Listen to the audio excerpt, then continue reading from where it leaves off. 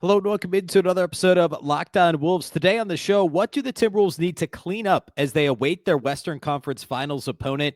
What needs to change? Despite the win in 5 in each of the first 2 rounds, what needs to be cleaned up for Minnesota as they look ahead? We'll break it all down next.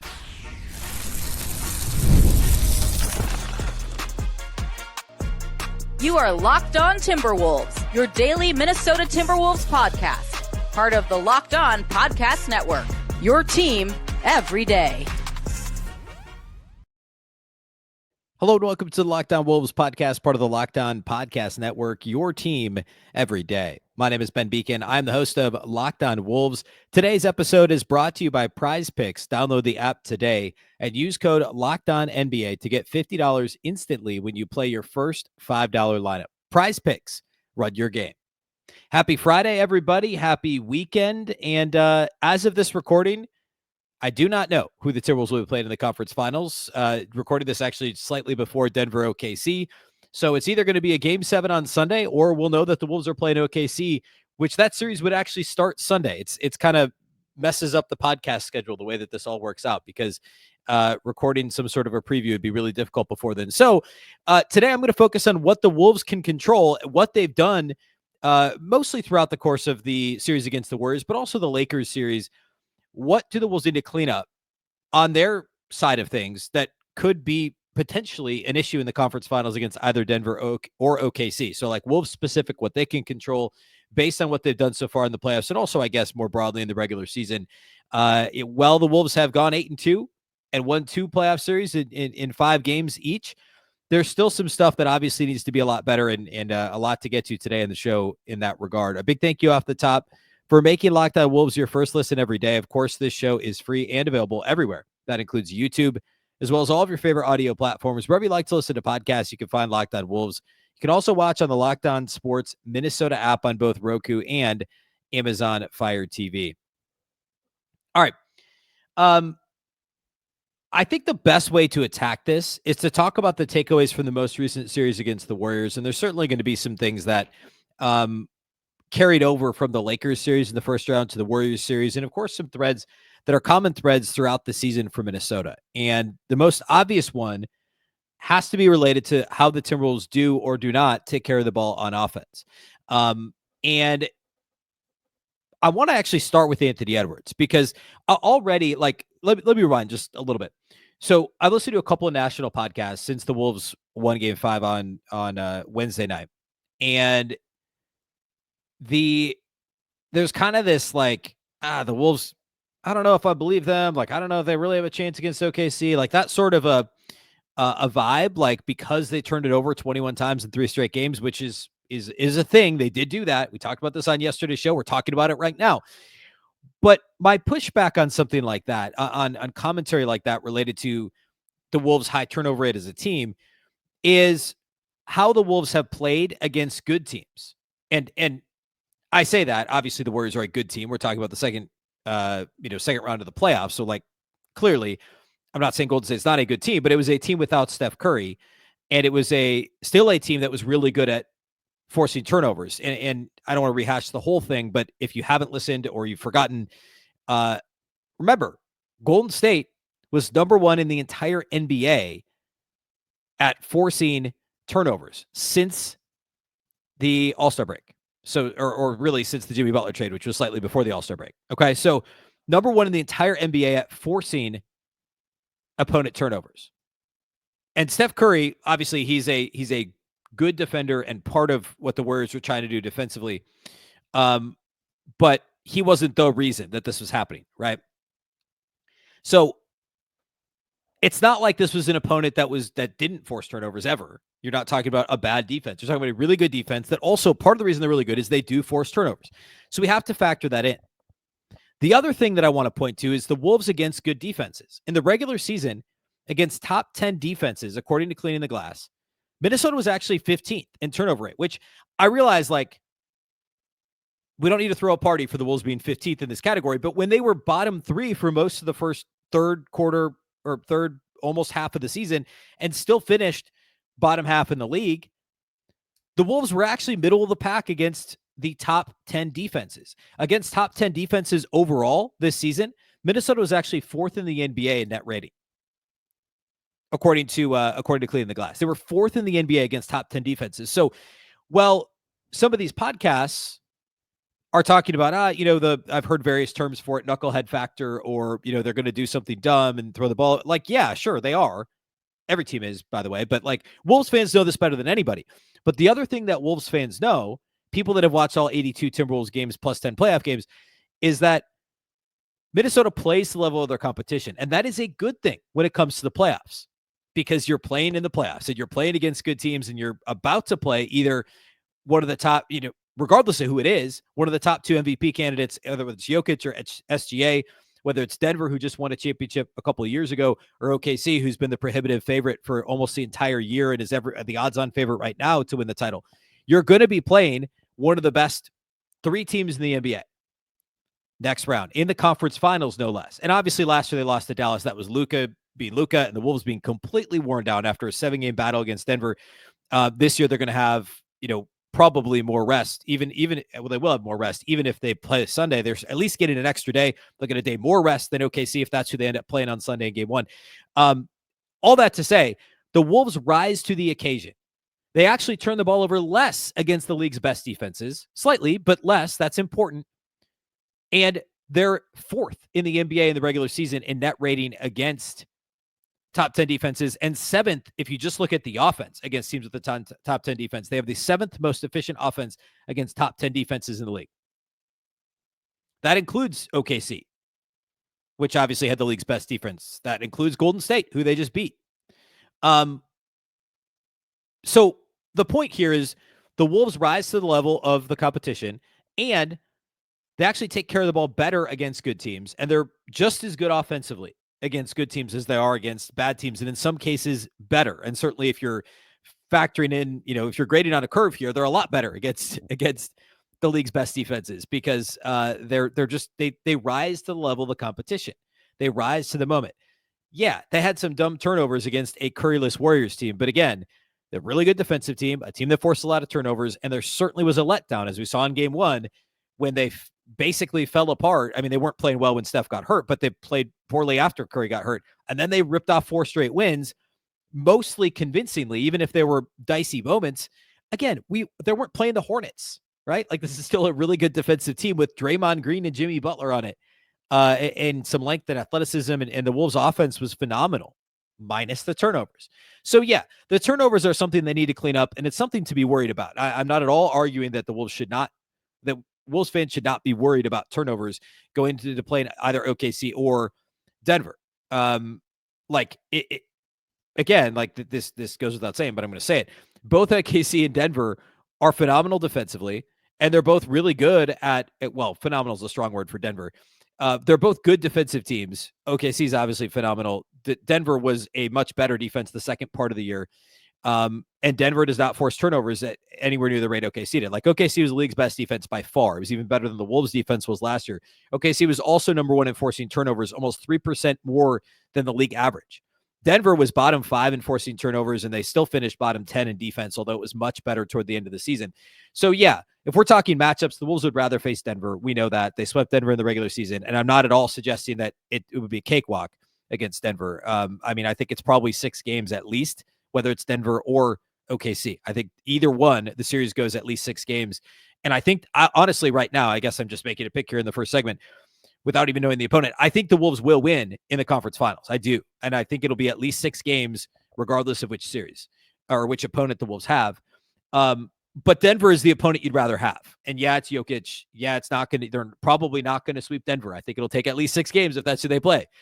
But given how OKC turns opponents over and given how good they are defensively, obviously the Wolves should rather face Denver. I want to talk about, specifically related to the turnovers, I want to talk about Ant and a little bit about Julius Randle as well before we move on to talk about a couple of other categories here as we peek ahead to the conference finals. That's all upcoming here next. Today's episode of Locked On Wolves is brought to us by our title sponsors at Prizepicks. Basketball season is at its peak, and with the playoffs heating up, headed into the conference finals. Now's the time to put all your sports knowledge to work with Prizepicks, the top platform for daily fantasy sports. Prizepicks makes it easy. You just pick more or less on at least 2 player projections, and you're in. Whether it's points, rebounds, or assists, you've got a shot to win up to 2,000 times your entry. This week, you look ahead this weekend. I mean, there's still great, Knicks Celtics. We still got, Thunder and Nuggets. You could look at, I don't know, maybe Jaylen Brown with Tatum up. Maybe you want to look at Jaylen Brown, more than 25 points or whatever that number ends up being. The app, the Prizepicks app, takes less than 60 seconds to use and make your picks. It's super fun to mix and match basketball players with other sports. Like, obviously, there's a lot of baseball going on right now. The Twins with an 11-game winning streak as of this recording.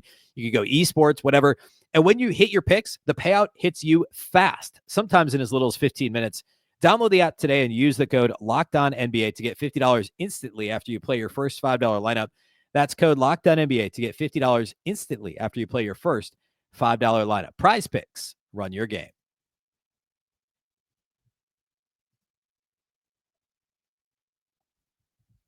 All right, so continuing on the turnover theme, because that is clearly the Wolves right now. It's their biggest issue. Let's talk about Anthony Edwards specific to that. And I know that another thing that the national podcasts are talking about is Ant's turnovers. He had 7 in Game 5. I'm pulling it up right here. He had 7 turnovers in Game 5. Well, guess what? In the first round series against the Lakers, Anthony Edwards had 31 assists. 31 assists and 8 turnovers total. He turned it over 8 times total in 5 games against the Lakers. He turned it over 7 times in one game, Game 5 against Golden State. The assist to turnover is 31-8 for Ant in round 1 and 28-17 in round 2. But again, it's that last game where it was a big issue. I guess another way to look at it would be Ant did not have more than 2 turnovers in any game in round 1. Round 2, he only had 1 game with less than 2 turnovers. He had 4 out of 5 games with 3 or more turnovers. And of course, the coup de grace was the 7 turnovers on Wednesday night in Game 5. But it doesn't, I think the Lakers, it's a little bit of a what have you done for me lately sort of phenomenon here. And clearly the Warriors are a much better defense than the Lakers. There's no question about that. But again, it's the way the Warriors defend. It's a lot scarier to have Draymond and Kevon Looney, using their length to bother you or, what have you, or just the overall, to use JJ Redick's favorite term, the schematics of the Warriors defense and how well they're coached defensively and also their effort level, frankly, defensively is far more impressive than what the Lakers did. And that presented a unique challenge for Anthony Edwards. But he also had 12 assists in that last game. And in 3 of the first 4 games, he scored, at least 23 points and, wasn't turning the ball over a crazy amount, shot the ball much better. In that last game, it was more about, hey, how do I get my teammates involved? He only ended up attempting 15 field goals in that game, which outside of Game 2, where he didn't play that many minutes because it was a complete blowout, that was the least number of field goals he's attempted in a playoff game of the 10 the Wolves have played so far, by far. And it was, hey, they're so aggressively putting 2 on the ball that I'm just going to get off the ball as quickly as I can, or I'm going to split this double. I'm going to turn the corner, penetrate. And a lot of those turnovers were due to the loose handle. I talked about this on Thursday's show, the post-game pod, that Anthony Edwards, I don't know that he had any turnovers that were just like, hey, this was a bad decision. He had a couple just bad passes. That wasn't necessarily the wrong decision. And he lost his dribble a couple of times. He got pickpocketed twice, I think on consecutive possessions at the timeline in the fourth quarter, which was obviously not ideal. But the overall way that the way Anthony Edwards went about it, I'm not concerned about that. There are lapses occasionally, but who doesn't have those lapses occasionally? And I think the fact that he didn't do it at all against the Lakers, and he turned in an assist to turnover of 31-8 across the series against LA, that's encouraging. I know OKC is a different animal. I know that Denver presents a different challenge, and if that's the matchup, we can dig into what those numbers look like last year between Ant and Denver, and also this year in the regular season. But I don't know. That is not a big concern to me, and the fact that he was so good with it against the Lakers, and also the 12 assists. Again, the process that he went about it in Game 5 against Golden State really encourages me for what this looks like moving forward for Anthony Edwards. This wasn't like a big step backwards. This was just a sloppy handle game. It was hey, this coverage is extremely aggressive. But the flip side of this, in a good way, was just how well Minnesota, how easily they scored the basketball, how efficient they were in Game 5, in spite of all the turnovers. If they weren't turning it over, they were scoring. They shot 77% in the paint. I think I have it right here. I think they had 72 paint points. Minnesota did. 72 paint points, and they were well over 70% shooting in the paint because of Ant's penetration and because of the ball movement on offense. And yeah, they turned it over 21 times. That's really bad. But you can get away with that to the tune of a lead of 20 plus in the fourth quarter and a 11-point win if you shoot 42% on threes and 63% overall and 70+% in the paint. Like, you can get away with it. You're not going to do that against OKC. You're not going to probably do that against Denver either. But the point being, that is the flip side of the coin. If defensively you're going to say, I'm going to throw the kitchen sink at Ant, force the ball out of his hands, you may force some turnovers. But you're also going to give the Wolves some wide open threes. And that's part of the gamble is if you're the opponent, is Jade McDaniels going to make the threes? Is Mike Conley going to make the threes? Is Julius Randle going to make the threes? For a couple of games in the playoffs, game 5 against the Lakers, game 1 against the Warriors, the answer was no. But for the most part, the answer is going to be yes. And that's, for the Wolves, that's a winning, if they can tamp down some of those turnovers, that's a winning proposition over the course of a 7-game series. They're more often than not going to make those open shots. It's funny because it's basically the Wolves' strategy against SGA, or at least it's how they played him. That massive comeback they had in OKC in, I think it was late February. The Wolves were down 20 plus midway through the fourth. Ant wasn't even on the floor. And the Wolves just straight blitzed SGA the second he crossed half court. And it was like, hey, somebody else make a shot. And we dare you to do it. And nobody could do it. And the Wolves ended up winning that game in overtime, I believe. So we'll see what the Wolves' strategy against SGA would be in a series against OKC. But that is how teams have been guarding Anthony Edwards. And the Wolves have at least in this closeout game against the Warriors, they weathered that storm and they said, hey, look, you could do that if you want. We mostly have above average 3-point shooters. And eventually, and if you guys close out recklessly on them, we're just going to find Rudy for a dunk, or Jaden's going to pump fake and drive for a dunk. We're going to get a lob because we're playing, it's 2-on-1 because Ant has shot the gap and you guys have now stepped up on Ant. He's going to throw a lob to Jaden or Rudy. Like, that is the pick your poison situation. And Ant made enough of the right decisions that as long as that handle can be a little bit tighter, and then, Julius Randle, I guess, is the other piece of this we could talk about. Like, you look at Julius's game log, he's got a couple of really bad turnover games in the playoffs. And besides that, he's been great too. Game 1 against the Lakers, 7 turnovers. Didn't really matter. The Wolves won by 22. Randle still had, 16, 5, and 5 in that game. Besides that, he didn't have 4 turnovers in a game for the next 6 times out until these last 3 games against Golden State, when they just used him as a playmaker more, and Randle actually initiated more offense. He also played more minutes. Foul trouble was a bit of an issue the end of the Lakers series, first part of the Warriors series. But over the last 3 games, Randle has combined to have 13 turnovers over the last 3 games. Not great, but guess what? He's also had 20 assists. You can handle the 13 turnovers if he has 20 assists and if he's scoring, 30-ish a game, which he has over the last 3. So it's again, a pick your poison type situation. The exact number, let's see, he's averaging 28 points, 7 assists and 8 rebounds over the last 3 games, and a little over 4 turnovers per game. You can handle that if he's going to shoot 35+% from 3 and 55% from the floor and score 28 a game. That is doable.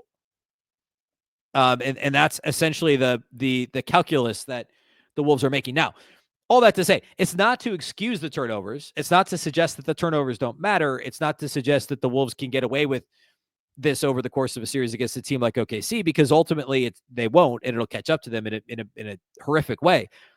But it's not a reason to be like petrified about the Wolves' chances in the conference finals. It's not a reason to, like, there was I'm trying to remember which show it was. It was one of the Ringer NBA show, or was the Ringer NBA show, I guess. It was the group chat one.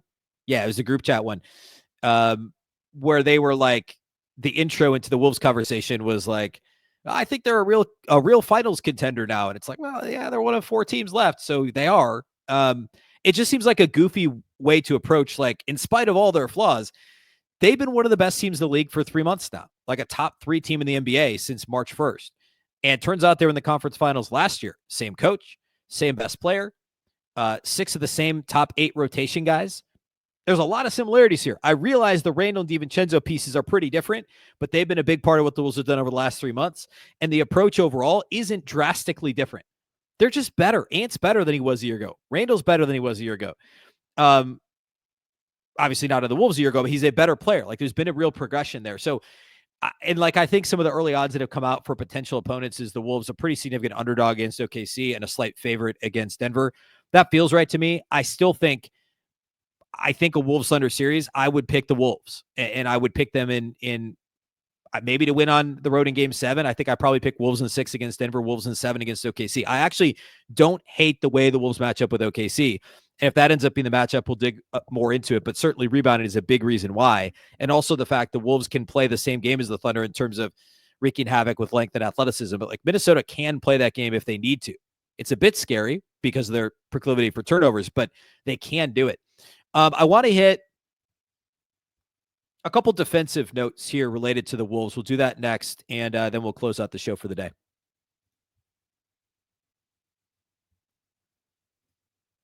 Today's episode of Locked On Wolves is brought to us by our friends at Game Time. There is nothing like the NBA playoffs. The intensity, the buzzer beaters, the fans losing their minds, just like they did at Target Center in Game 5 on Wednesday. It's the kind of atmosphere you must experience live. And this year's matchups are already delivering. I mean, we've had a couple fantastic second-round series across the league. Even Knicks Celtics now getting pushed despite the Jason Tatum injury. If you want in, Game Time makes it fast and easy to get seats, and even for the biggest playoff games. Prices on the app actually drop the closer you get to tip off with killer last-minute deals, panoramic seat views, and no surprise fees. Game Time is a total game changer. You can get on the app, look for tickets for the Wolves in the second round, or excuse me, the conference finals now. They're, of course, going to be starting on the road, but Game 3 and 4 and 6 will be at home at Target Center. Check those out. Peek ahead to the finals, maybe, too. I promise you're not going to jinx anything. You can find it on there. The great thing is, in addition to the zone deals that offer up to 60% off in great sections, you can actually see your exact view from the seats you're looking at before you buy, so there's no surprises. The app legit makes it ridiculously simple. 2 taps and you're done. With the Game Time guarantee, you also know that you're getting the best deal. If you find a better price in the same row and section, they'll credit you 110% of the difference. Take the guesswork out of buying tickets with Game Time. You can download the Game Time app, create an account, and use the code LOCKEDONNBA for $20 off your first purchase. Terms apply. Again, create your account, redeem the code LOCKEDONNBA. That's LOCKEDONNBA for $20 off. Download the Game Time app today. Last minute tickets, lowest price, guaranteed.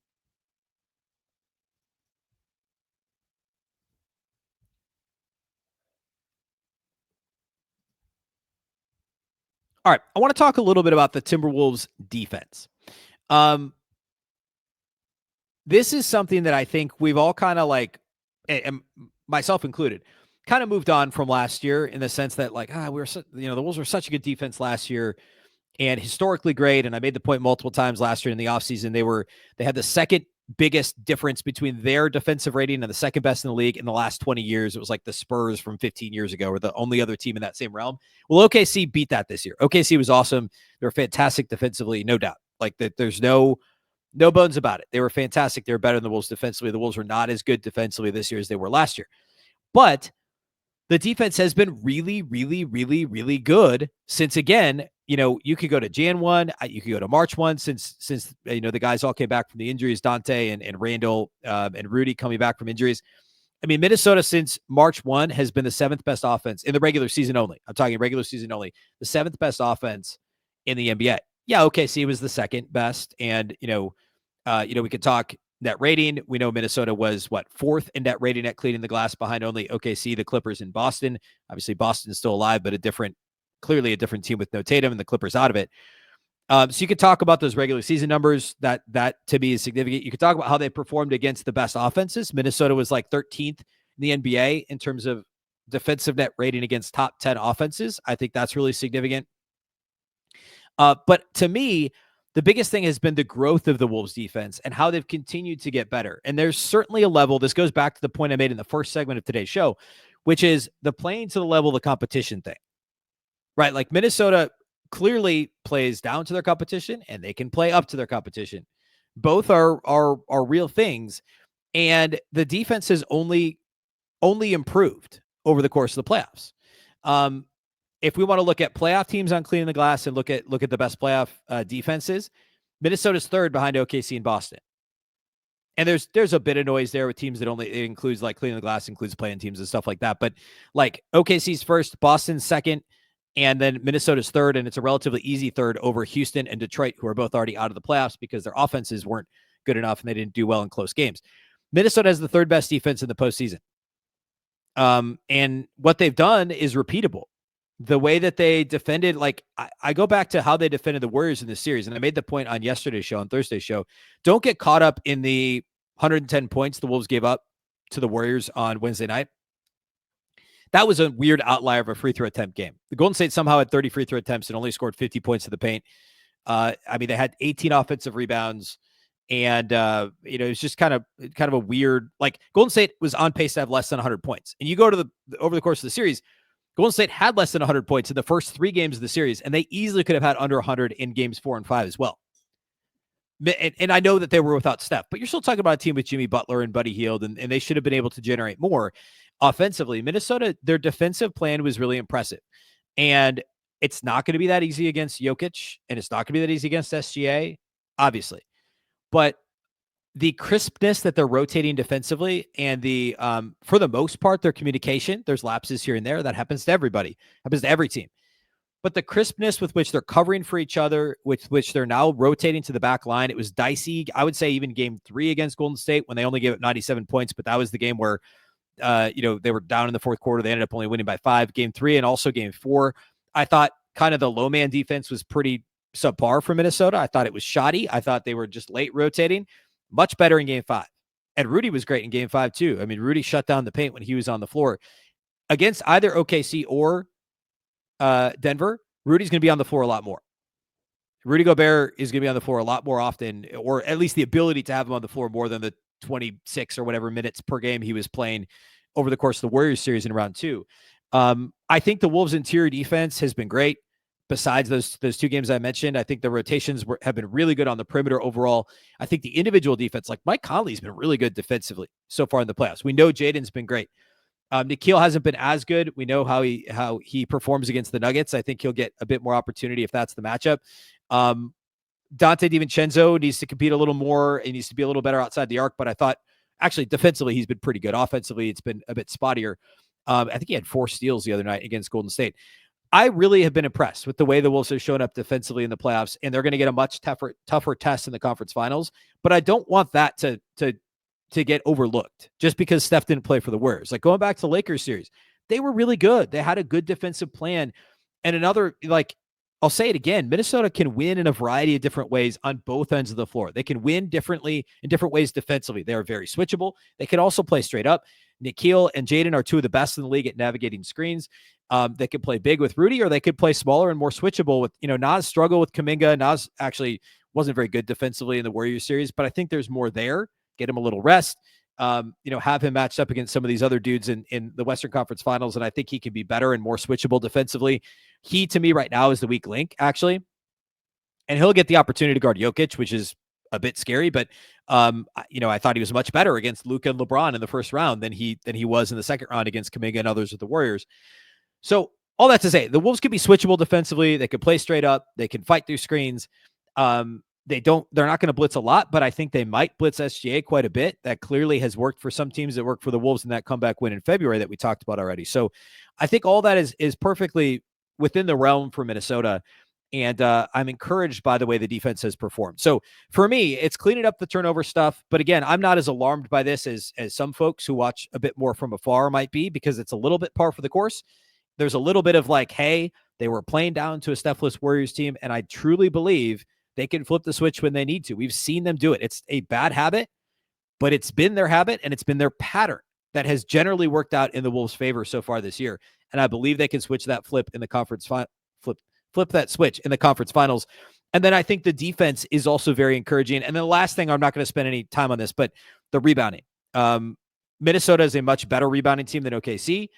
And, there's some advantages to be had there against Denver as well. Overall, Denver's a good offensive rebounding team, which scares me a little, better than the Warriors. And the Warriors killed the Wolves on the offensive glass a couple of times in the series. But I do think the Wolves have more upside there on the glass versus Denver. And we've seen them do it against Denver as long as they're physical enough. And they should be able to beat OKC on the boards. And that'll be an advantage the Wolves have in that series. All right. That's all I got for you today. Again, by this recording, we may know if the Wolves are playing OKC, which would be on Sunday. If that's the case, we'll, of course, have the live postcast with Jack and Luke over at Locked On Sports Minnesota on YouTube. And if you can't catch it live, that audio will be right here on the Locked On Wolves feed. And it will actually be the next show in the feed if the Wolves do not play, or if they play Sunday, also have the post-game pod on Monday. If that's not the case, game 7 would be Sunday for the second round series between the Nuggets and Thunder, and the Wolves would then play on Tuesday in game 1 at whoever it is that ends up winning the series. So we'll be back on Monday. Either way, we'll have a show either previewing the conference finals that begin Tuesday or talking about game 1 that happens on Sunday. A big thank you for making Locked On Wolves your first listen every single day. Of course, this show is free and available everywhere. That includes YouTube, as well as all of your favorite audio platforms. Wherever you like to listen to podcasts, you can find Locked On Wolves. You can also watch on the Locked On Sports Minnesota app on both Roku and Amazon Fire TV. A reminder that for your second listen, you can go check out Locked On NBA Game Night. Every game, every night, until an NBA champion is crowned. We're only like a month away now. Get local analysis on a national scale. Find NBA Game Night on Locked On NBA at YouTube or wherever you listen to podcasts. Of course, the Locked On Wolves podcast is part of the Locked On Podcast Network. Remember, the Locked On Network is your local experts on all the biggest stories. Once again, I'm Ben Beecken. This is the Locked On Wolves podcast, and we'll catch you next time.